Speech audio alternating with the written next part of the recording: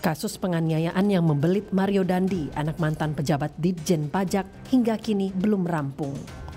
Bahkan berkas perkara belum selesai. Hal ini membuat keluarga dari korban penganiayaan, yakni Paman David Ozora, Alto Luger, menyampaikan kekecewaannya melalui akun Twitternya.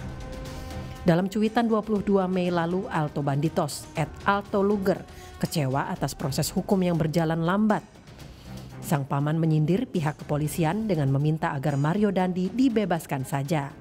Alto Luger termasuk sekeluarga David Ozora mengaku lelah dengan ketidakjelasan perkembangan kasus. Sementara itu, Polda Metro Jaya masih menunggu informasi dari Kejaksaan Tinggi DKI Jakarta. Dalam wawancara melalui sambungan telepon, Kasubdit Remaja Anak dan Wanita Polda Metro Jaya AKBP Rohman Yongki berharap berkas penyidikan Mario Dandi dan Shane Lucas dinyatakan lengkap alias P21 pekan ini. Sudah dikembalikan oleh jaksa atau saat ini masih di tangan jaksa, Pak? Sudah dilengkapi, sudah kita lengkapi dan sudah diteliti. Ya, insya Allah mungkin tidak ada kekurangan lagi ya gitu lah. Jadi bisa cepat. Berarti tenggat waktunya sampai kapan itu, Pak? Dari minggu lalu ya. Tenggat waktunya dari minggu lalu berarti estimasinya minggu depan sudah bisa P21 ya, Pak ya? Ya mungkin kalau bisa minggu ini. Beberapa hari lalu, Kejaksaan Tinggi DKI Jakarta melalui Kepala Seksi Penerangan Ade Sofyansah menyebut berkas Mario Dandi masih diteliti. Dan Kejati DKI masih memiliki waktu hingga masuk pada kesimpulan.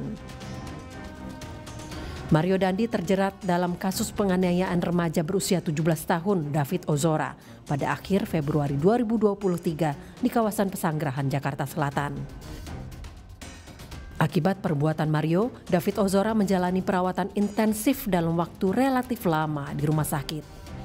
Jika berkas sudah dinyatakan P21 oleh Kejaksaan, tim penyidik kepolisian selanjutnya akan menyerahkan barang bukti dan tersangka, yakni Mario Dandi dan Shane Lucas, untuk segera memasuki tahap sidang di pengadilan. Tim Liputan, Kompas TV. Sudah proses hukumnya membelit Mario Dandi, anak Rafael Alun Trisambodo terkesan lamban, padahal satu tersangka lain yang terlibat sudah menjadi terpidana. Berapa lama lagi berkas perkara Mario Dandi ini akan selesai untuk masuki persidangan? Yang tentu ini menjadi pertanyaan publik. Kami akan bahasnya bersama anggota Kompolnas Yusuf Warsim, pakar hukum pidana Hipnu Nugroho, dan juga kuasa hukum dari Shane Lucas yang juga menjadi tersangka dalam kasus Mario Dandi, Happy Siombing. Selamat pagi Pak Happy, selamat pagi Prof. Hipnu, selamat pagi Pak Yusuf. Selamat pagi Pak Pagi. Selamat pagi, terima kasih atas waktunya bersama kami pada pagi hari ini. Saya ke Pak Happy terlebih dahulu. Ini kan sudah 14 hari ya Pak setelah penyerahan berkas. Apakah sudah ada informasi kelanjutan terhadap berkas klien Anda dan juga Mario Dandi? Ya, terima kasih Bung Timothy. Kami baru saja menerima informasi dari orang tuanya Shane bahwa diberikan lagi surat perpanjangan yang kedua oleh Ketua Pengadilan Negeri Jakarta Selatan. Dalam hal ini diwakili oleh penetapannya oleh Wakil Ketua Pengadilan Negeri Jakarta Selatan. Baru kemarin diterima oleh keluarga, oleh orang tuanya Shane. Baru kemarin juga orang tuanya Shane itu memberitahukan kepada saya. Pada saya bahwa ada perpanjangan lagi. Kami juga jadi perpanjangan penahanan ini Pak ya? Iya, perpanjangan penahanan. Ya, ini yang kedua. Kami juga selaku tim kuasa hukum, saya selaku koordinator tim kuasa hukumnya Shane ini, secara prodeo ini, kami juga mempertanyakan sebenarnya kenapa ini sudah hampir 90 hari. Ya. Hampir 90 hari dari sejak dia ditahan di Polsek Pasanggerahan. Jadi kami juga bertanya-tanya dan sering karena kami ada tim, kami bergantian untuk membesuk dan mendampingi Shane. Dan memang perkara ini memang cukup melelahkan juga bagi kami ya.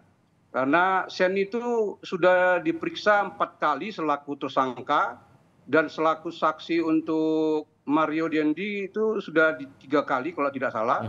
Dan untuk AG sekali dan untuk BAP lanjutan itu setelah P18 itu sudah beberapa kali diperiksa dan kita selalu mendampingi.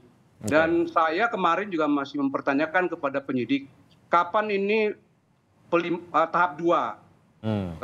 Ya, karena kita juga nggak mau terbebani dengan perkara ini. Jadi kami juga ingin supaya perkara ini cepat selesai, clear dan jelas. Jadi kami juga agak mempertanyakan juga. Tapi mungkin di satu sisi positifnya bagi kami begini, Bung Timothy, bahwa kami juga melihat ya di media-media TV maupun online bahwa David Ozora itu sudah mulai bersekolah dan ini tentunya mungkin ya bahwa JPU tentu akan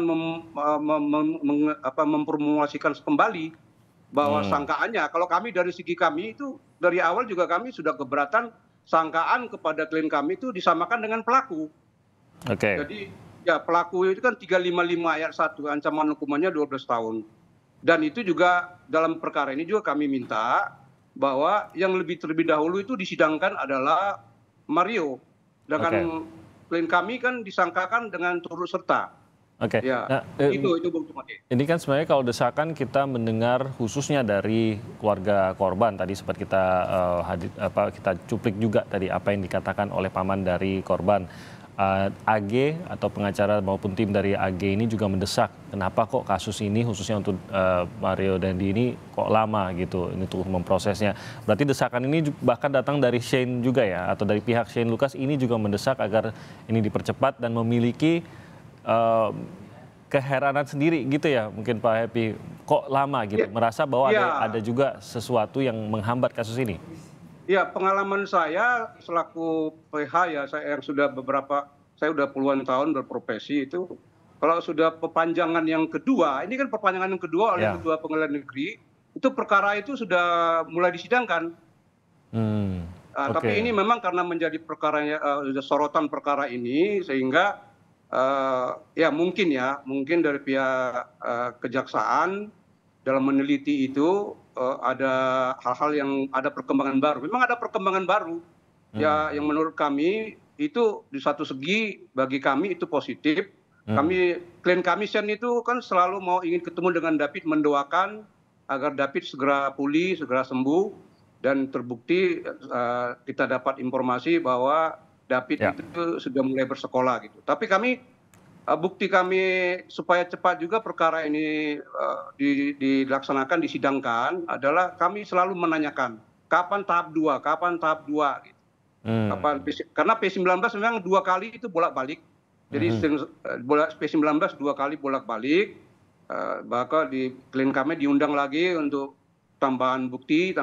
Kami lakukan itu pada saat pemeriksaan itu kami selalu nanya, ini kapan nih gitu kepada begitu. Baik. Terima kasih Pak Epi. Saya ke Pak Yusuf, dari pantauan Kompolnas sendiri, apakah memang ada sesuatu yang menghambat dalam kasus ini? Setidaknya apakah itu hanya teknis saja, berkasnya bolak-balik kelengkapan dan lain-lain, atau ada hal lain, Pak Yusuf? Baik, terima kasih Bung Timothy. Pertama tentu kami Kompolnas sangat memahami semua pihak tentu menginginkan agar kepastian hukum dalam kasus Mario Dandi, AG, Sen ini segera mendapatkan kepastian kan itu. Dalam pantauan Kompolnas memang persoalan pemberkasan ini yang kita lihat ada pengembalian berkas tadi sudah disampaikan oleh Pak Happy Sihombe itu. Tentu ada hal-hal yang dalam penelitian JPU itu yang harus dipenuhi, dilengkapi oleh penyidik. Dalam kerangka penyidikan barangkali itu tidak menjadi perhatian atau sorotan, tapi karena jaksa penuntut umum yang akan membuat kerangka konstruksi dakwaannya sehingga semua hal itu pasti dilihat. Nah, kami dalam pantauan dalam kasus ini memang mendapatkan informasi dari penyidik, ada hal-hal yang berkembang yang itu dalam penelitian jaksa sehingga ada pengembalian berkas untuk dilengkapi. Nah, sementara ini dalam pantauan Kompolnas tidak ada hambatan-hambatan yang sangat prinsip, hanya memang ini teknis antara jaksa penuntut umum dan penyidik yang harus melengkapi apa yang menjadi petunjuk-petunjuk yang diberikan oleh jaksa penuntut umum. Hanya kami Kompolnas tentu selalu terus mendorong agar penyidik profesional cepat melengkapi apa yang menjadi petunjuk daripada jaksa penuntut umum. Sementara ini kan berkas dalam pantauan Kompolnas sudah ada dalam jaksa penuntut umum, ya harapannya penyidik sendiri sangat berharap lengkap dan P21 sehingga segera disidangkan, Bung Timothy. Itu yang dalam pantauan kami. Ya, mungkin kalau awam ataupun mereka yang tidak terlibat langsung dalam hal ini, bahkan sampai keluarga korban memang hanya bisa menunggu gitu, Pak Yusuf. Tapi bahwa ada ketidakpuasan dari keluarga korban. Tadi Pak Happy juga menjelaskan biasanya kalau udah perpanjangan kedua, ya ini diperpanjang karena sudah dalam proses peradilannya. Ini bahkan belum sampai ke sana gitu. Apakah tetap wajar sebenarnya kalau keluarga korban terutamanya merasa ini berjalan lamban? Betul. Hanya Kompolnas sendiri kan kewenangannya mengawasi kinerja kepolisian, dalam hal ini penyidik. Namun terkait dengan hal-hal yang menjadi kewenangan jaksa penuntut umum, tentu kita juga harus menghormati apabila jaksa penuntut umum ingin menggunakan spare waktu yang maksimal agar penelitiannya menjadi komprehensif sehingga ada hal-hal yang belum terperhatikan oleh penyidik, itu menjadi perhatian jaksa penuntut umum, ya itu harus kita hormati. Hanya sementara dalam pantauan Kompolnas, kami sendiri melihat bahwa penyidik dari sejak awal dalam kasus ini telah sungguh-sungguh dan berusaha untuk menuntaskan kasus ini. Hanya memang ada beberapa petunjuk-petunjuk yang dalam pantauan Kompolnas memang itu sangat penting harus dilengkapi oleh penyidik. Itu Bung Timothy. Oke, jadi kita percayakan bahwa memang ini demi kasusnya lebih clear, demi kasusnya bisa lebih ada pembuktian di dalam peradilan nanti. Saya ke Prof. Ibnu, Anda sendiri melihat apakah memang ini termasuk yang lama untuk pengurusannya, ataukah tidak ada sebenarnya cara mengukur yang tepat, terutama kalau kita memantau dari luar gitu, apakah sebuah kasus itu memang benar lamban, diperlamban, atau memang sesuai dengan kebutuhan waktu yang dipergunakan ini? Ya, ini Mas Timothy, lamban atau tidak, karena publik membandingkan dengan perkaranya AG. Kalau AG itu kan kewenangan penyidik hanya 15 hari maksimal. 7 hari pertama, 8 hari itu maksimal. Penuntut umum 5 hari maksimal. Nah, konteks itulah yang mungkin diperbandingkan dengan penahanan orang dewasa, tanda petik. Oleh karena itu memang cukup lama. Itu yang menjadikan perhatian kita. Cukup lama karena kita sampai tadi perpanjangan istimewa. Permasalahan gini Mas Timothy. Inilah sedikit tanda petik kelemahan di KUHP. Jadi negara punya kewenangan yang terlalu luas untuk menetapkan upaya paksa. Coba bayangkan berapa hari, 60 bisa. Tadi Pak Happy mengatakan sampai 90 hari. Nggak salah. Memang undang-undang menentukan seperti itu. Apalagi ini dalam rangka pra penuntutan sebagai mengkoordinasikan antara penyidik dan penuntut umum untuk mendapatkan suatu hasil bukti yang beyond reasonable doubt. Artinya apa? Bukti yang disampaikan oleh penyidik itu betul akurat, bernilai, dan tidak terbantahkan. Karena nanti penuntut umum lah yang mempertahankan di persidangan. Ini nggak salah. Jadi memang lenturnya KUHP ini bahwa memberikan pada negara uangnya cukup panjang.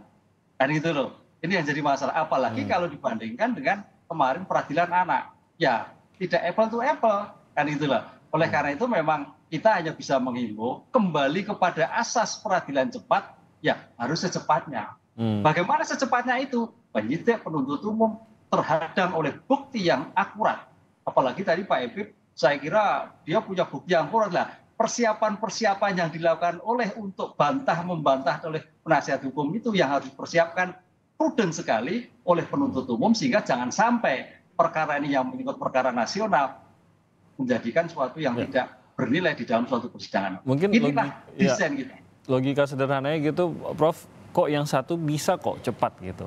Ya terlepas bahwa memang undang-undang mewajibkan demikian, tapi kan ini berarti bahwa polisi bisa kok bergerak cepat mencari dan melimpahkannya kepada kejaksaan, ini juga bergerak cepat dan peradilan juga bisa berjalan dengan cepat. Kok ini bisa, yang satu lagi tidak bisa? Apakah memang ya karena waktunya lebih leluasa ya dipergunakan secara maksimal saja, tapi kalau mau dipercepat sebenarnya bisa gitu. Oh bisa Mas. Inilah rentang waktu. Jadi penyidik punya kewenangan, oh masih ada waktu untuk penahanannya. Coba kalau waktunya sudah habis, oh mau tidak mau sudah diserahkan dan harus selesai pada P21. Tapi karena masih ada waktu, ini kelemahan kita, kelemahan di dalam KUHP kita bahwa memberikan ruang kepada negara cukup lama. Bandingkan Pak Timotius, kalau besok nanti RKUHP jadi, ini dalam draft, itu hanya 6 hari, Mas.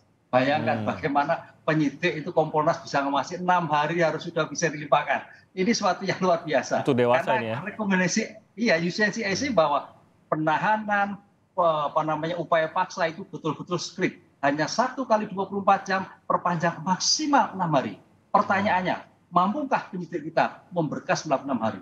Mampukah penuntut umum 6 hari? Ini yang dari perdebatan nanti RUU ke depan. Oke, berarti mungkin komentar dari Pak Yusuf bahwa ya memang karena waktunya tersedia, tidak ada yang salah juga.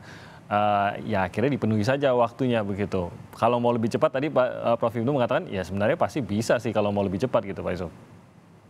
Iya, karena ada spare waktu yang maksimal, tentu penggunaan waktu maksimal itu yang segera bisa dipenuhi, kan itu harapannya.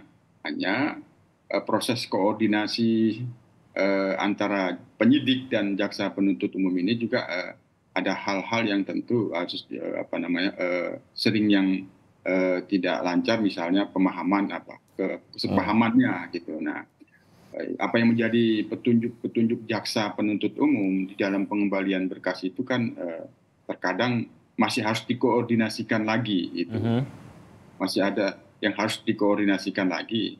Namun dalam hal ini sekali lagi dalam pantauan Kompolnas, penyidikan perkara ini sebenarnya on the track, profesionalisme penyidik kami lihat cukup terlihat, hanya kami memberikan catatan-catatan memang dalam hal koordinasi antara penyidik dan jaksa penuntut umum itu harus terus dimaksimalkan.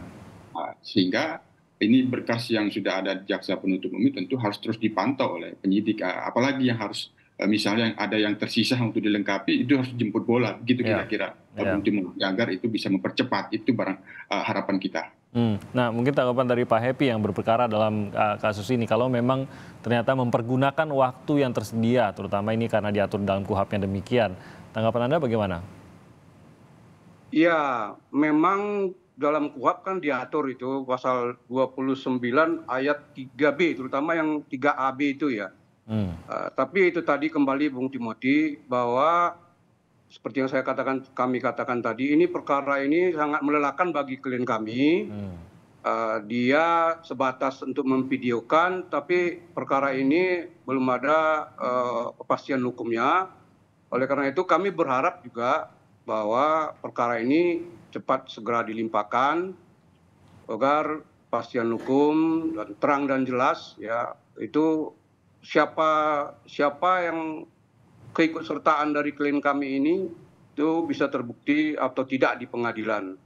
Tapi satu hal yang kami juga, apakah dengan perkembangan situasi yang sekarang ini memang sehingga dalam penelitian itu cukup membutuhkan waktu dengan perpanjangan yang kedua dari ketua pengadilan, ya, mungkin itu internal dari kejaksaan. Ya. Tapi yang jelas bagi kami, semoga dengan perkembangan kami tidak kemukakan apakah perkembangan itu, semoga nanti dalam, ya mungkin saja bagi kami ada yang menguntungkan, mungkin pasalnya jadi berubah bagi klien kami gitu ya, yang semula itu, ini kan begini, waktu di Polsek Pesanggerahan kan sebelum dilimpahkan ke Polres Jakarta Selatan, klien kami itu kan di dakwaan itu kan pasal 69C. 69C itu adalah tentang 69C itu tentang pembiaran. Baru ditarik ke Jakarta Selatan, itu ada perubahan pasal, baru di Polda itu setelah ditarik lagi ke Polda itu jadi 355. Jadi ke AG juga 355 dan menurut hemat kami juga karena dalam subjek hukum yang perkara ini kan ada 3 orang, kami menduga klien kami semula adalah 355. Dengan ada perkembangan ini, dengan perkembangan ini kami mengharapkan juga bahwa pasal yang didakwakan kepada klien kami juga bisa berubah. Ke 69C tadi? Iya. Menurut Anda ini lebih tepat begitu? Ya, lebih tepat 69C sebenarnya. Oke, baik. Pak Happy, saya ingin menanyakan kondisi Shane. Tadi Anda mengatakan bahwa tim Anda selalu datang untuk menemani dan mendampingi Shane. Saat ini penahanannya seperti apa Pak antara Shane dan Dandy? Apakah masih bersama di dalam tahanankah dan kondisinya seperti apa? Karena kita banyak mendengar juga bahwa ada salah satu dari tersangka ini yang saat ini mengalami depresi, paling tidak menunjukkan tanda-tanda demikian, Pak Happy. Ya, kami sering besuk dan juga dari keluarga ada yang simpatisan dari Shane, ya dari simpatisan dari Shane dan juga orang tuanya. Yang orang tua Shane itu adalah sekarang ini sudah 3 tahun pengangguran. Jadi dia hampir setiap hari dalam masa besuk itu datang dan juga ada simpatisan yang besuk. Kami pada saat membesuk si Shane itu selalu menanyakan kapan itu sidangnya, Pak ini, dan juga dia karena sering dibawa makanan, jadi kondisinya dia malah semakin tembem gitu ya. Tapi semakin tembem. Tapi kami dapat informasi dari beberapa waktu yang lalu juga sebenarnya penahanan dari tempat penahanan dari Mario dengan klien kami itu dipisahkan, beda. Walaupun di satu ruangan di Polda, tapi beda supaya tidak bertemu dan komunikasi juga, Pak. Tidak, kami juga menginginkan hal itu. Kami juga dari penyidik juga kami sudah minta. Jadi klien kami jangan disamakan dengan Mario, supaya mereka jangan ada terkontaminasi apa begitu. Jadi kami menginginkan itu. Dan itu memang dikabulkan dan kami mendapat penjelasan dari Shane, mereka kalau makan mungkin pernah ketemu ya sekali-sekali di luar itu, di ruangan itu. Dan si Mario memang agak kurusan dia bilang. Agak kurusan, memang pernah ada dengar-dengar dari Shane bilang dia memang ada suara-suara agak menjerit-menjerit, tapi dia juga nggak tahu kenapa gitu ya dari suaranya di ruangannya si Mario gitu. Tapi so far sih keadaan klien kami baik, tapi itu tadi ini melelahkan juga bagi Shane, ya, dia ingin cepat karena dia merasa dia juga tidak merasa hanya sebatas untuk merekam dan videokan. Sekali lagi kami minta kepada penegak hukum dalam hal ini JPU supaya pelaku dulu yang dilimpahkan, baru kami menyusul karena mestinya pelaku dulu yang di. Tapi tentu ini mengikuti proses di peradilan nanti ya Pak ya, terkait juga dengan berkas yang dilimpahkan ke peradilan. Nah, terkait dengan apa yang dikatakan sebagai janji Mario Dandy kepada Shane bahwa akan bebas begitu, apakah ini juga masih dipegang oleh Shane? Ya memang sewaktu pertemuannya si Shane ini dengan si Mario, dia memang dari segi ya dia ada ya ketaklukan mental dan juga merasa takut dengan si Mario ini, si Shane ini, bahwa karena dia pernah dipinjamin motor ya dan juga motornya itu rusak. Jadi sejak saat itu dia merasa takut gitu. Iya, takut, dia merasa pokoknya menurut kesaksian dan fakta-fakta di persidangan si Shane mengatakan itu.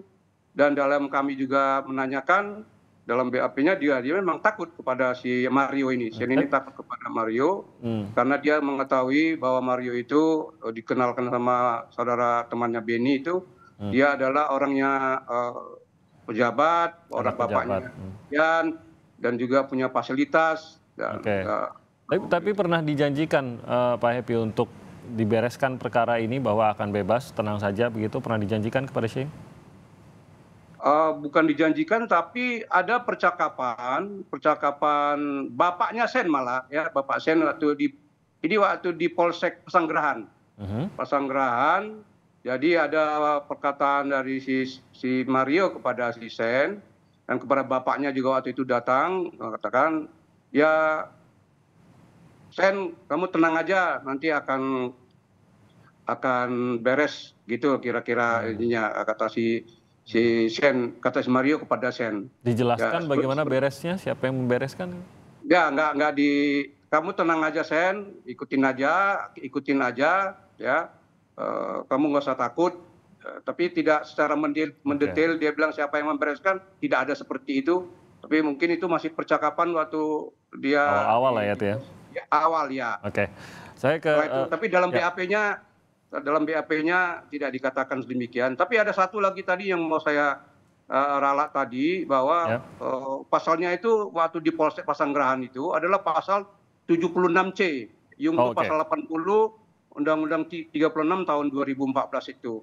Jadi kami juga mempertanyakan juga ya kembali lagi sebagai kuasa hukum untuk ancaman dan dakwaan yaitu pasal yang disamakan dengan pelaku itu kami keberatan dengan itu. Oke. Baik, saya ke Pak Yusuf. Ini memang kasusnya dari awal yang salah satu yang mendapat sorotan kan karena posisi dari ayah Mario Dendi sendiri, dan pada saat kita masuk kepada tahapan di mana keluarga bahkan dari pihak AG dan sekarang tadi Pak Happy juga menggambarkan bagaimana pihak Shane juga ini perkara lebih dipercepat, mereka menginginkan gitu prosesnya dipercepat. Ada ketidakpuasan dan merasa bahwa proses berjalan dengan lamban. Muncul lagi kekhawatiran gitu Pak Yusuf bahwa akan ada pihak-pihak yang mungkin mencampur tangan di luar hukum dalam kasus ini. Di satu sisi juga tadi terungkap bahwa Mario Dendi sendiri sempat merasa percaya diri bahwa ini akan beres lah begitu, walaupun tidak dijelaskan oleh siapa bagaimana caranya, tapi ia merasa ini akan beres, bahkan Shane pun akan beres gitu perkaranya setelah melakukan perbuatan tersebut. Nah, pataskah kita masih memiliki kekhawatiran tersebut atau setidaknya keluarga korban secara khususnya merasa kekhawatiran tersebut? Ya. Sampai sejauh ini, sekali lagi dalam pantauan Kompolnas, penyidikan untuk kasus ini sebenarnya tidak memiliki hambatan-hambatan yang cukup signifikan. Hanya memang sekali lagi terkait dengan koordinasi penyidik dan jaksa penuntut umum, menyatukan pemahaman yang sama. Pemahamannya itu kan terkait dengan biasanya bukti-bukti. Penyidik sendiri kan ketika menetapkan Mario Dendi dan Sen sebagai tersangka tentu berdasarkan minimal 2 alat bukti. Penyidik di dalam penyidikan tidak akan berani apabila tidak ada bukti. Nah, kelengkapan bukti, penguatan bukti-bukti ini biasanya yang sama-sama harus dipahamin antara penyidik dan jaksa penuntut umum sehingga semuanya itu tidak ada celah. Apa yang dikhawatirkan oleh Pak Happy Siombing sebagai kuasa hukum daripada Sen itu sendiri juga merupakan bagian yang kami yakin diteliti oleh jaksa penuntut umum. Kami bisa melihat dari beberapa timeline dan jejak-jejak tentu tidak bisa dikemukakan di sini karena merupakan materi penyidikan. Ini yang harus benar-benar dipahami penyidik dan jaksa penuntut umum, harus ada kesepahaman terutama terkait dengan alat bukti. Nah, alat bukti itu biasanya yang banyak diberikan petunjuk oleh jaksa penuntut umum di dalam kasus-kasus seperti ini, Bung Timothy. Hanya kami terus mendorong agar penyidik benar-benar menjaga profesionalisme, menjaga integritasnya, dan kami Kompolnas memastikan bahwa tidak ada pihak-pihak manapun yang dapat mempengaruhi independensi penyidik untuk tidak profesional. Sementara mari kita tunggu hasil penelitian dari jaksa penuntut umum, dan kami sarankan juga agar penyidik menjemput bola. Apalagi yang perlu dilengkapi terkait dengan hal yang harus dilengkapi oleh penyidik. Ini tentu yang harapan kita agar ini bisa mempercepat kepastian hukum untuk ada dakwaan dan disidangkan. Itu Timothy. Kalau memang ada campur tangan lain dalam kasus ini, terutama dalam proses yang sedang terjadi ini, penyerahan berkas, pelimpahan berkas, dan bolak-balik berkas ini, itu apakah pasti akan terdeteksi, dan apakah oleh Kompolnas, apakah Kompolnas juga memiliki kewenangan yang cukup jauh untuk memantau sampai ke sana? Ya, Kompolnas kan menanyakan apakah berkas sudah lengkap, sudah bisa dinyatakan P21, ya sebagaimana yang informasi yang kita terima dari penyidik bahwa hari ini ya mudah-mudahan ada hasilnya, tapi kan itu masih dalam penelitian jaksa penuntut umum. Apa yang diberikan petunjuk oleh jaksa penuntut umum itu bisa kita tanyakan dari pihak Kompolnas kira-kira apa yang sangat penting. Itu Bung Timothy. Kami bisa menanyakan hal itu kepada penyidik terkait dengan petunjuk-petunjuk yang harus dilengkapi oleh penyidik dari jaksa penuntut umum. Jadi selama masih tepat waktu, misalkan diberikan 2 minggu dan ini tepat waktu, sebenarnya ya harus dipercayakan begitu ya Pak Yusuf ya, tidak bisa lantas dicurigai dan lain-lain. Tapi kalau ada pelanggaran misalkan dari waktu atau ada proses teknis pemberian yang tidak tepat atau tidak sah gitu proses pelimpahannya, ini baru bisa masuk begitu ya? Ya, yang paling utama profesionalisme dan akuntabilitas penyidikan yang dilakukan itu. Bila itu profesional, seberapapun waktu yang diberikan dengan angka maksimal, itu pasti bisa tercapai dan terpenuhi. Ketika tidak profesional, dia tidak akan mampu memenuhi jaksa penuntut umum. Ya. Itu Bu. Oke, Prof. Ibnu, kita tahu bahwa ketidakpuasan atas kecepatan penanganan kasus ini atau efektivitas waktu atas kasus ini ya kita sudah terimalah dari berbagai pihak yang berperkara di sini. Bahkan tadi dari Pak Happy juga mengatakan Shane pun ingin lebih cepat gitu, apalagi keluarga korban gitu. Tapi sebenarnya karena ini semua yang mengaturkan KUHAP, lagi-lagi kita berpegang pada hukum negara ini, KUHAP. Tadi kita sudah bahas bahwa KUHAP memang memberi rentang waktu demikian. Harapannya ya agar bisa lebih maksimal lah gitu pada saat kasus ini masuk ke dalam pengadilan. Tapi bisakah sebenarnya desakan dari luar seperti ini mempercepat? Adakah cara untuk mempercepat proses penyidikan dan penyerahan berkas ini? Ya, sangat bisa Mas. Jadi perkara ini Mas Timothy sebenarnya mudah. Tidak ada yang sulit kan. Bukan perkaranya anak-anak kan. Apalagi perkara-perkara terkait dengan pacaran. Buktinya mudah, tidak ada yang sulit. Bukti forensiknya juga tidak banyak. Oleh karena ini sebetulnya mungkin kita berpikir positif karena padatnya tugas penegak hukum aja mungkin gitu. Sehingga memanfaatkan waktu itu untuk menghabiskan waktu yang dilakukan. Itu aja. Nggak ada yang sulit. Kaitannya dengan sistem peradilan memang kalau kita lihat substansi di dalam pra-adjudikasi itu memang pintunya. Jadi sangat hati-hatinya penuntut umum untuk melihat berkas. Ini yang kita lihat kayak seperti itu. Kita berpikir positifnya. Sehingga nanti kalau sampai sudah diadjudikasi itu lancar.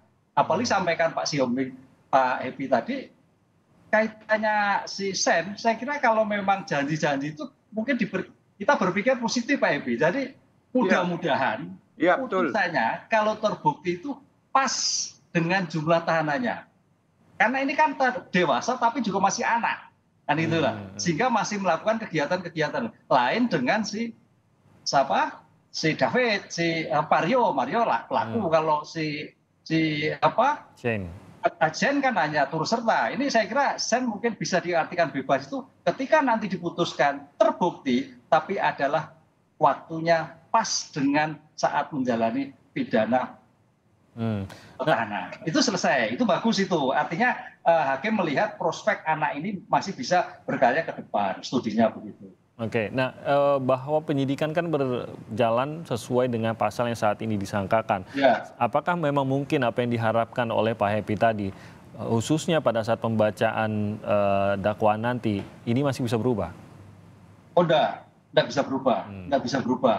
Karena dakwaan itu sudah disusun demikian rupa, sudah ada rentut ya, yang memang tergantung memang sudut pandang Pak Happy memang subjektif yang objektif kan gitu kan, kan mewakili klien. Nah, penuntut umum lain, objektif yang subjektif. Oleh karena itu inilah yang nanti perdebatan di dalam suatu persidangan itu sah-sah aja. Jadi nggak masalah dalam suatu perdebatan tentang dakwaan, tentang pasal itu.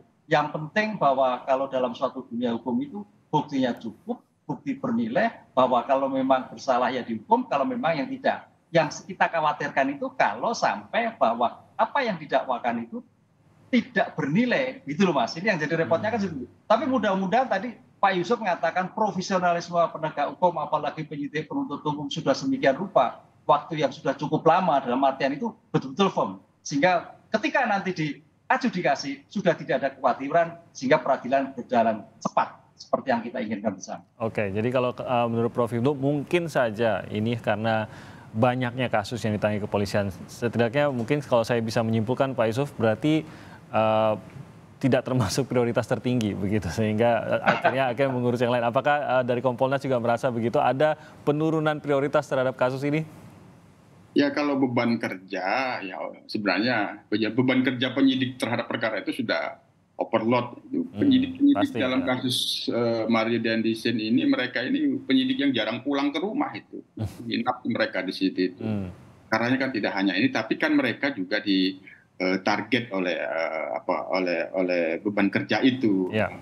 Harus tuntas 7 hari itu apa yang harus dikerjakan, 14 hari itu apa yang harus dikerjakan, itu mereka punya timeline-nya gitu. Jadi semua pasti, apalagi dalam kasus Mario penganiayaan terhadap David ini menjadi sorotan luar biasa, yang itu juga mengkaitkan kepada orang tuanya. Penyidik kami lihat tidak bermain-main. Yang kami selalu sarankan tentu kepada penyidik, karena adanya beban kerja overload itu, untuk tetap menjaga kesehatan, tetap ingat keluarga di rumah, walaupun itu tidak harus bisa pulang dengan seperti orang biasa, bisa pulang ke rumah melihat keluarganya. Itu Bung Timothy malah kita lihat.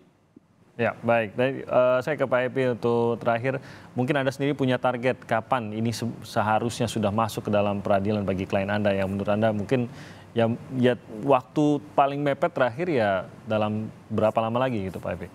Ya, seyogianya kami kemarin karena melihat kita memang ini ada di faktanya kan memang ada puasa dan juga Lebaran.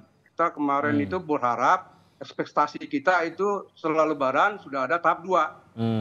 Jadi setelah Lebaran, jadi yang Juni ini sudah mulai, kami juga ya itu selalu minta ini supaya Mario dulu baru kami menyusul gitu, maksudnya di belakangnya, jadi supaya dia terbukti dulu pelakunya baru. Jadi kami juga berharap ya mudah-mudahan ini perkara ini segera dilimpahkan ya, supaya ada kepastian hukum dan juga tidak melelahkan bagi klien kami.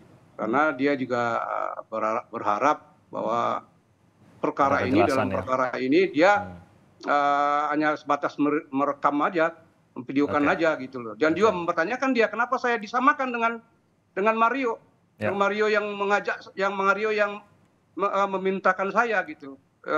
Saya hanya pasif aja, tidak aktif gitu. Kenapa dia menanyakan itu. Tapi satu lagi begini, saya baru ingat beberapa waktu yang lalu, ayahnya Sen ini, bapaknya Sen ini kan setiap hari itu besuk, dia nggak ada kerjanya. Kami katakan bahwa kami menangani perkara ini adalah secara pro bono.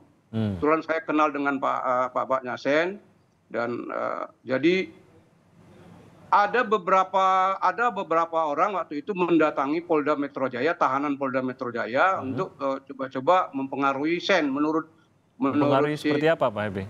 Ya, jadi untung ini saya salut dengan petugas tahanan Polda Metro Jaya.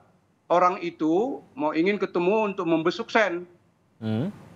Saya sudah katakan kepada orang tua Sen, kalau bukan seizin kami tim kuasa hukum, siapapun tidak boleh membesuk Sen. Jadi ada beberapa waktu yang lalu,